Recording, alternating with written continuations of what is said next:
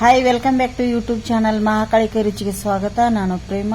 ಇವತ್ತೊಂದು ಆರೋಗ್ಯಕರವಾಗಿರುವಂತ ನುಗ್ಗೆ ಸೊಪ್ಪಿನ ಸಾಂಬಾರ್ ನಾನು ಮಾಡ್ತಾ ಇದ್ದೀನಿ. ರೊಟ್ಟಿ, ಚಪಾತಿ, ಅನ್ನಕ್ಕಂತೂ ಸೂಪರ್ ಆಗಿರುತ್ತೆ. ತುಂಬಾ ಆರೋಗ್ಯಕ್ಕೂ ಒಳ್ಳೆಯದು ಫ್ರೆಂಡ್ಸ್. ನುಗ್ಗೆ ಸೊಪ್ಪಿಂದು ನಿಮ್ಗೆಲ್ಲರಿಗೂ ಗೊತ್ತಿರೋ ಹಾಗೆ ತುಂಬಾ ಚೆನ್ನಾಗಿರುತ್ತೆ. ಇದನ್ನ ಹೇಗೆ ಮಾಡೋದು ಅಂತೇಳಿ ನೋಡ್ಕೊಂಡ್ ಬರೋಣ ಬನ್ನಿ.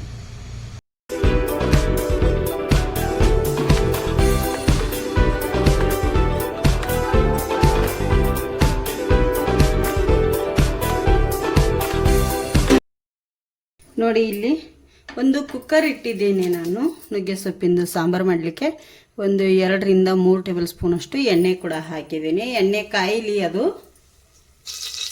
ಎಣ್ಣೆ ಕಾದಿದೆ ಫ್ರೆಂಡ್ಸ್. ಒಂದು ಅರ್ಧ ಟೇಬಲ್ ಸ್ಪೂನ್ ಅಷ್ಟು ಸಾಸಿವೆ, ಜೀರಿಗೆ ಮತ್ತು ಅರ್ಧ ಟೇಬಲ್ ಸ್ಪೂನ್ ಅಷ್ಟು ಸಾಸಿವೆ ಎರಡನ್ನು ಸೇರಿಸಿದ್ದೇನೆ. ಹಾಗೆ ಇಲ್ಲಿ ಒಂದು 3 ರಿಂದ 4 ಕಾಯಿ ಮೆಣಸನ್ನು ಉದ್ದಾಗಿ ಕಟ್ ಮಾಡಿಟ್ಟು ಬಂದಿದ್ದೇನೆ. ಖಾರ ಇಲ್ಲ ಅಂತ ಜಾಸ್ತಿ ಹಾಕಿದ್ದೇನೆ, ನೀವು ನೋಡ್ಕೊಂಡು ಹಾಕ್ಕೊಳ್ಳಿ. 2 ಬ್ಯಾಡಗಿ ಮೆಣಸನ್ನು ಈ ಥರ ಕಟ್ ಮಾಡಿ ಹಾಕ್ತಾ ಇದ್ದೀನಿ. 1 ಇಂಚಷ್ಟು ಹಸಿ ಶುಂಠಿನ ಕಟ್ ಮಾಡಿ ಹಾಕ್ತಾ ಇದ್ದೀನಿ. ಒಂದು 3 ಎಸಳು ಬೆಳ್ಳುಳ್ಳಿನ ಸಣ್ಣದಾಗಿ ಕಟ್ ಮಾಡಿ ಕೂಡ ಹಾಕ್ತಾ ಇದ್ದೀನಿ. ನೋಡಿ, ಇದೆಲ್ಲ ಈಗ ಎಣ್ಣೆಯಲ್ಲಿ ಫ್ರೈ ಆಗಲಿ ಚೆನ್ನಾಗಿ. ಈಗ ಚೆನ್ನಾಗಿ ಫ್ರೈ ಆಗಿರೋದ್ರಿಂದ ಇಲ್ಲಿ ಒಂದು ದಪ್ಪ ಈರುಳ್ಳಿನ ಕೂಡ ಕಟ್ ಮಾಡಿ ಹಾಕ್ತಾ ಇದ್ದೀನಿ. ಈಗ ಇದು ಕೂಡ ಎಣ್ಣೆಯಲ್ಲಿ ಫ್ರೈ ಆಗಲಿ. 1 ನಿಮಿಷ ಆದಮೇಲೆ ಈಗ ಇದಕ್ಕೆ ಒಂದು 2 ಟೊಮೆಟೊನ ದಪ್ಪವಾಗಿ ಕಟ್ ಮಾಡಿ ಕೂಡ ಹಾಕ್ತಾ ಇದ್ದೀನಿ. ಅದು ಕೂಡ ಚೆನ್ನಾಗಿ ಫ್ರೈ ಆಗಲಿ. ಎಣ್ಣೆಯಲ್ಲಿ ಚೆನ್ನಾಗಿ ಫ್ರೈ ಆಗಬೇಕದು. ನೋಡಿ, ಸ್ವಲ್ಪ ಒಂದು ಚಿಟಿಕೆಯಷ್ಟು ಇಂಗನ್ನು ಕೂಡ ನಾನು ಇದಕ್ಕೆ ಸೇರಿಸ್ತಾ ಇದ್ದೀನಿ. ಎಣ್ಣೆಯಲ್ಲಿ ತುಂಬ ಚೆನ್ನಾಗಿ ಪರಿಮಳ ಬರುತ್ತೆ. ನೋಡಿ, ಈಗ ಇದಕ್ಕೆ ಅರಿಶಿನ ಹುಡಿ ಕೂಡ ಹಾಕ್ತಾ ಇದ್ದೀನಿ. ಒಂದು ಅರ್ಧ ಟೇಬಲ್ ಸ್ಪೂನ್ ಅಷ್ಟು ಅರಿಶಿನ ಹುಡಿನ ನಾನು ಇಲ್ಲಿ ಸೇರಿಸ್ತಾ ಇದ್ದೀನಿ. ಅರಿಶಿನ ಹುಡಿ ಹಾಕಿದ ಮೇಲೆ ಎಣ್ಣೆಯಲ್ಲಿ ಅದನ್ನು ಕೂಡ ನಾವು ಫ್ರೈ ಮಾಡಬೇಕು. ಆರೋಗ್ಯಕ್ಕಂತೂ ತುಂಬಾ ಒಳ್ಳೆಯದು ನುಗ್ಗೆ ಸೊಪ್ಪು. ನುಗ್ಗೆ ಸೊಪ್ಪಿನ ಪದಾರ್ಥ ಕೂಡ ನಾನು ಆಲ್ರೆಡಿ ಮಾಡಿ ಶೇರ್ ಮಾಡಿದ್ದೀನಿ ನಿಮಗೆ, ಅದನ್ನು ಕೂಡ ನೋಡಿ ಫ್ರೆಂಡ್ಸ್. ಈಗ ಇದಕ್ಕೆ ನೋಡಿ ನುಗ್ಗೆ ಸೊಪ್ಪನ್ನು ಸೇರಿಸ್ತೇನೆ.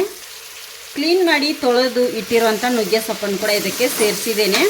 ಈಗ ಇದನ್ನು ಕೂಡ ನಾನು ಎಣ್ಣೆಯಲ್ಲಿನೇ ಫ್ರೈ ಮಾಡ್ಕೊತೀನಿ. ನೋಡಿ, ಚೆನ್ನಾಗಿ ಇದು ಕೂಡ ಫ್ರೈ ಆಗಬೇಕು.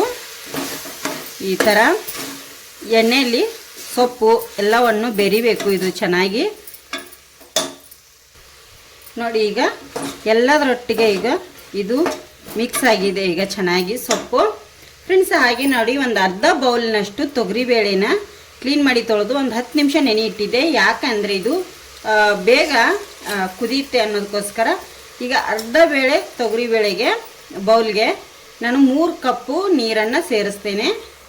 ನೋಡಿ, ಇಲ್ಲಿ ನಿಮಗೆ ನೀರು ಎಷ್ಟು ಬೇಕು ನೋಡ್ಕೊಂಡು ಹಾಕ್ಕೊಳ್ಳಿ. ನೋಡಿ, ಇಲ್ಲಿ ನಾನು 3 ಬೌಲ್ನಷ್ಟು ನೀರು ಸೇರಿಸಿದ್ದೇನೆ. ನಿಮಗೆ ಗಟ್ಟಿ ಬೇಕಂದರೆ ಗಟ್ಟಿ ಕೂಡ ನೀವು ಮಾಡ್ಕೋಬೋದು. ಇಲ್ಲಿ ಈಗ ಚೆನ್ನಾಗಿ ತಿರುಗಿಸ್ಬಿಟ್ಟು ಇಲ್ಲಿ ನೋಡಿ, ಈಗ ಲಾಸ್ಟಲ್ಲಿ ಇದಕ್ಕೆ ನಾನು ರುಚಿಗೆ ತಕ್ಕಷ್ಟು ಉಪ್ಪನ್ನು ಕೂಡ ಸೇರಿಸ್ತಾ ಇದ್ದೀನಿ. ಉಪ್ಪು ನೀವು ಆಮೇಲೆ ಕೂಡ ಸೇರಿಸ್ಕೋಬೋದು, ಇಲ್ಲಾಂದರೆ ಈಗಲೇ ಕೂಡ ಸೇರಿಸ್ಕೋಬೋದು. ಈಗ ನಾನು ಎಲ್ಲ ಒಟ್ಟಿಗೆ ಸೇರಿಸಿರೋದ್ರಿಂದ ಈಗ ಈಗಲೇ ಸೇರಿಸಿದ್ದೇನೆ ಫ್ರೆಂಡ್ಸ.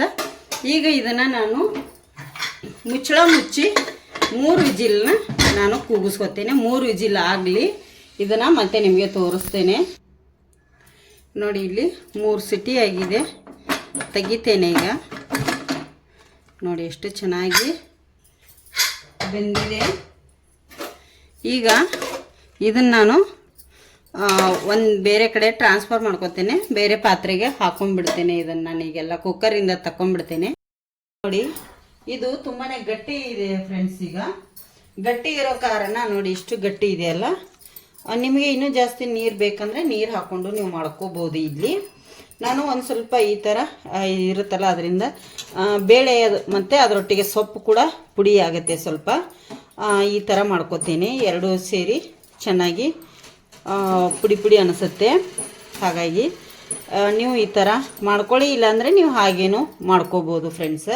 ಇಲ್ಲಿ ನಾನು ಈ ಥರ ಈಗ ಎಲ್ಲವನ್ನು ಮಾಡ್ಕೋತೇನೆ ಇದನ್ನು ಚೆನ್ನಾಗಿ. ನೋಡಿ, ನಾನು ಮತ್ತೆ ಕುದಿಲಿಕ್ಕೆ ಇಟ್ಟಿದ್ದೇನೆ. ಈ ಥರ ನೋಡಿ ಹರ್ಕೊಂಡಿದ್ದೇನೆ. ಸ್ವಲ್ಪ ಸಣ್ಣಾಗಿದೆ ನೋಡಿ, ನಿಮಗೆ ಕಾಣ್ತಿರ್ಬೋದು ಫ್ರೆಂಡ್ಸ್. ಇದು ನಿಮಗೆ ಗಟ್ಟಿ ಅನಿಸ್ತಾ ಇದ್ದರೆ ಸ್ವಲ್ಪ ನೀರು ಕೂಡ ಹಾಕ್ಕೊಳ್ಳಿ. ನೋಡಿ, ಇದು ನಮಗೆ ಒಂದು ಸ್ವಲ್ಪ ಗಟ್ಟಿ ಆಗ್ತಾ ಇದೆ. ಅನ್ನಕ್ಕೆ ಅದು ಈ ಥರ ಗಟ್ಟಿ ಇದ್ರೆ ಚೆನ್ನಾಗಿರಲ್ಲ. ಸ್ವಲ್ಪ ಇಲ್ಲಿ ನೀರು ಕೂಡ ಹಾಕೋತೇನೆ ಇನ್ನೊಂದು ಸ್ವಲ್ಪ.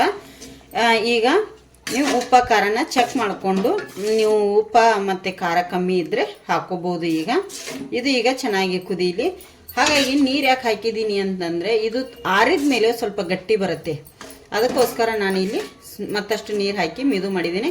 ಈಗ ಚೆನ್ನಾಗಿ ಇದನ್ನು ಕುದಿಸ್ಕೊಂಡ್ಬಿಡ್ತೇನೆ. ನೋಡಿ ಈಗ ರೆಡಿಯಾಗಿದೆ ಫ್ರೆಂಡ್ಸ. ಇದನ್ನು ನಾನು ಆಫ್ ಮಾಡ್ತೇನೆ. ಈಗ ನೋಡಿ ಎಷ್ಟು ಚೆನ್ನಾಗಿ ಸಾಂಬಾರು, ನುಗ್ಗೆ ಸೊಪ್ಪಿನ ಸಾಂಬಾರು ರೆಡಿಯಾಗಿದೆ. ನೀವು ಒಮ್ಮೆ ಮನೆಯಲ್ಲಿ ಟ್ರೈ ಮಾಡಿ ಆರೋಗ್ಯಕರವಾಗಿರುವಂಥ ನುಗ್ಗೆ ಸೊಪ್ಪಿನ ಸಾಂಬಾರು ಸರ್ವ್ ಮಾಡಿ ತೋರಿಸ್ತೇನೆ. ನೋಡಿ ಇಲ್ಲಿ ಸಾಂಬಾರಂತೂ ರೆಡಿಯಾಗಿದೆ. ಅನ್ನ ಮತ್ತು ಸಾಂಬಾರು ಈ ಥರ ನಾನಿಲ್ಲಿ ಸರ್ವ್ ಮಾಡಿ ನಿಮಗೆ ತೋರಿಸ್ತಾ ಇದ್ದೀನಿ. ಈಗ ನೋಡಿ ನಾನು ಅನ್ನದೊಟ್ಟಿಗೆ ಸರ್ವ್ ಮಾಡಿದ್ದೀನಿ ಫ್ರೆಂಡ್ಸ. ತುಂಬ ಅಂದರೆ ತುಂಬ ಚೆನ್ನಾಗಿರುತ್ತೆ. ನೀವು ಒಮ್ಮೆ ಮನೆಯಲ್ಲಿ ಟ್ರೈ ಮಾಡಿ ಹೇಗೆ ಬಂದಿದೆ ಅಂತೇಳಿ ಕಮೆಂಟ್ ಮಾಡಿ. ಹೊಸಬ್ರು ನಮ್ಮ ಚಾನಲ್ ನೋಡ್ತಿದ್ರೆ ಪ್ಲೀಸ್ ಸಬ್ಸ್ಕ್ರೈಬ್ ಮಾಡ್ಕೊಂಡು ನೋಡಿ. ನುಗ್ಗೆ ಸೊಪ್ಪು ಆರೋಗ್ಯಕ್ಕೆ ತುಂಬಾ ಒಳ್ಳೆಯದು.